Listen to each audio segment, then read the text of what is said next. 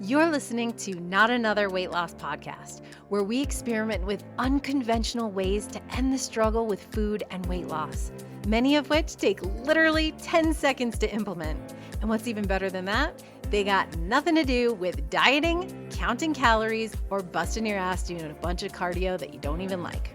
I'm Kendra Sion, and I'm a somatic counselor, coach, and educator who teaches people how to create an awesome relationship with food and their body first.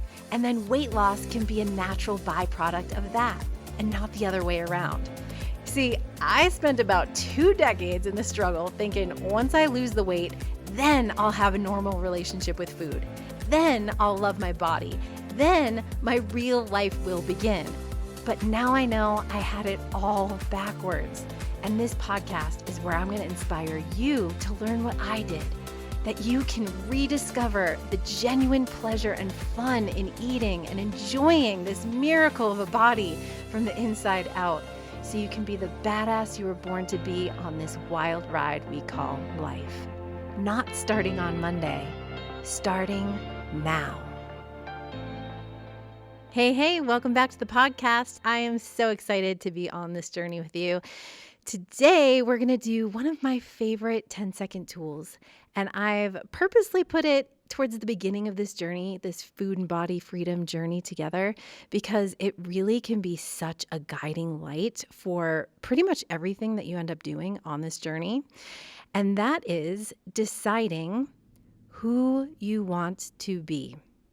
Who do you want to be all along the journey to losing the weight?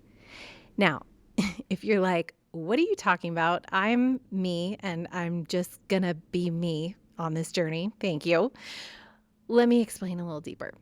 So back in the day when I used to be a chronic dieter, I would have this number in mind.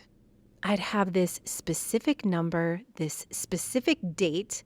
I have journals and journals full of just me mapping out like, all right, so if I want to be 130 pounds by Christmas, then I'll need to lose 1.2 pounds per week. And, does this sound familiar at all, or am I alone here? And I was so focused on that number. It was always 130 or 128 really.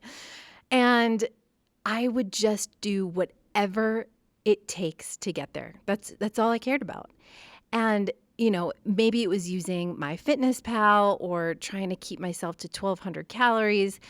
Maybe I was doing Weight Watchers points, which, by the way, is kind of a 1,200 calorie target that's just hidden behind a made-up point system.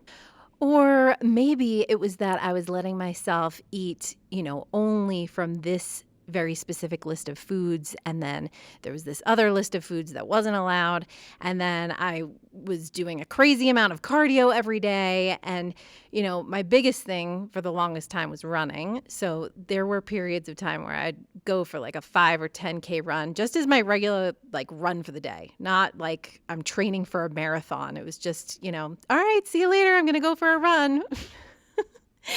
And so who I had to be in order to maintain all of that, in order to stay on track, I was this person who would cancel plans. Maybe I was too tired because my metabolism was friggin' shot, Or maybe I'd decline an invite to something where I had to dress up because I felt like I'm too fat. And, once I lose the weight, then I'll be confident enough to dress up and have fun anywhere I go. I was a person who was very obsessive. I'd be on the tracking app obsessively. I'd be at the gym obsessively. I was super restrictive with my food. So pretty much only exclusively ordering a salad whenever I went out to eat. I was that girl, No croutons, no cheese, no dressing on the side, vinaigrette, And I had horrible PMS. So I was also a person who would get snappy and depressed and agitated. Again, a sign of not eating enough and creating hormonal and adrenal imbalances. In an episode to come, we'll talk about that. So having said all that, let's review just really quickly again who I was being. I was being a person who is restrictive, obsessive, tired, agitated, neurotic, not having fun, not having an expansive life, living in a diet box, living at the gym, not listening to my body. I was being a person who was dominating my body, not being relational with my body. I was living from the outside in. What's my personal trainer telling me to do? What's my diet telling me I'm allowed to eat? How much is my fitness pal telling me I have, left for calories to eat for the rest of the day? Right? So that's all very outside in. So disembodied. Very go, go, go. Very forceful. And what's hilarious to me is, by being like that, I'm expecting that at the end of this, however many months, once I get to that goal, now I'm suddenly going to be embodied and fun and relaxed and, spontaneous and free. I don't think so, because we get good at what we practice. I'll say that again just because I say that a lot, but I'm going to say it again. We get good at what we practice.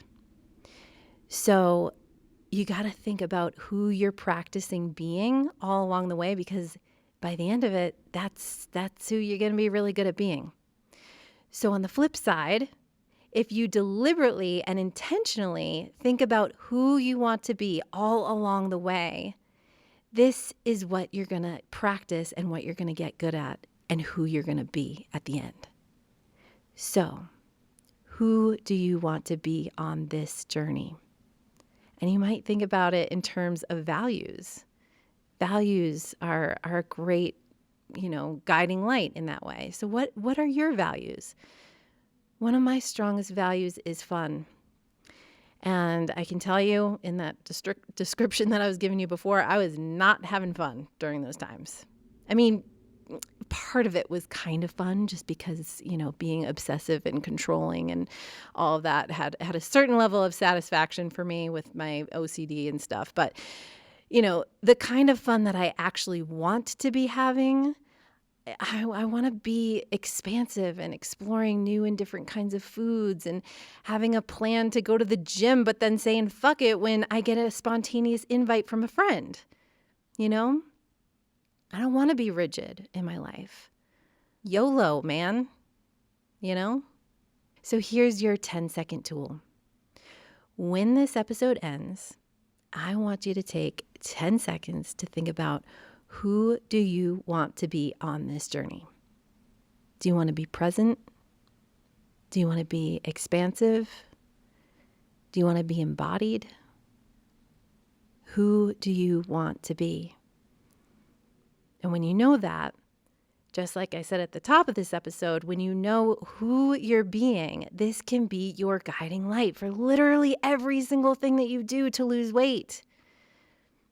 If I decide I'm going to be someone who's fun and expansive, then, when I notice myself going, all right, it's time to go to the gym, maybe I ask myself, is the gym the fun and expansive thing for me right now?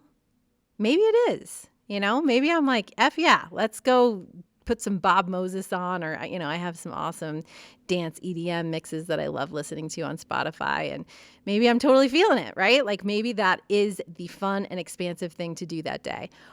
Or maybe I'm like, you know what? I've been inside all freaking day. I need to get outside. I'm going to go out with my dog. I'm going to take a hike by the creek. I'm going to throw sticks for her. I'm going to watch her have the time of her friggin' life, right? Or maybe I need to be social. Maybe I need to go to like a yoga class. Or maybe I need to just call a friend and go for a walk. Maybe I need to go find a place to dance my pants off, right? I live in Boulder, so that's really easy for me. And, I'm just going to put a little plug in here. If you haven't heard of ecstatic dance, I highly, highly recommend it. Literally changed my life. But that's another story for another time. So what I love about this 10-second tool is that instead of getting so hyper-focused on how to lose the weight, like how I used to be for so many years, And all that ended up doing was messing up my metabolism, messing up my hormones, my relationship with my body, my relationship with food, friends, my ability to get out there and enjoy life, right? So instead, with this, when I'm focused on who I want to be, then the how just kind of naturally comes from that. So it's like, I want to have more pie because it tastes so good. That turns into, I want to have more pie, but I want to be a person who listens to her body. And am I actually hungry for more right now? No. So I'm just going to relax and enjoy the satisfaction of the pie I already ate.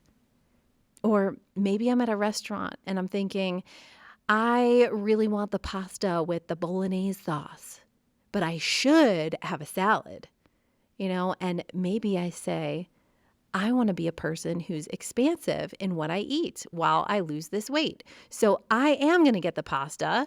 And what I'm going to do is I'm going to save half of it for tomorrow. Right? So who do you want to be on this journey?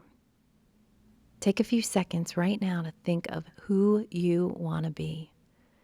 And then take a few seconds to conjure that up at some point today when you want to embody that energy.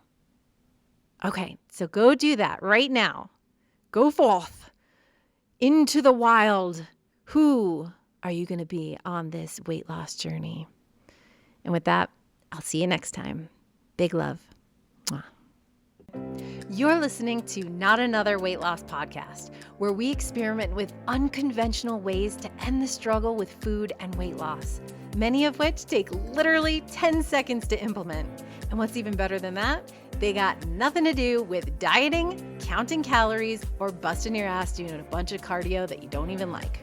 I'm Kendra Sion, and I'm a somatic counselor, coach, and educator who teaches people how to create an awesome relationship with food and their body first.